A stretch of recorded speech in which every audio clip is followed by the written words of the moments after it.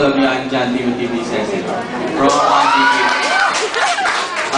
Bakit ako na-motivate sa mali nito? Kasi naniniwala ako I can do my best to serve the studentry. Kasi nalaman ko na yung mga, nakikita ko naman yung expectation at needs ng mga students. Tapos, na-encounter ko rin yun sa aking klase. Tapos, ano po ba mga platforms ko? Unang-una yung representative, yung Council of Representative. Quiet. Council of Representative. Kasi napapansin ko yung PRO walang masyadong ginagawa. So gagawa tayo ng Council of PRO.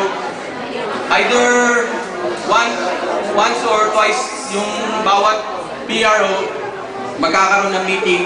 Mag-designate tayo ng mga information sa bawat klase para makuha yung feedback ng bawat class sa work na to at saka sa atin. Kasi ang bala ko maging close yung relationship ng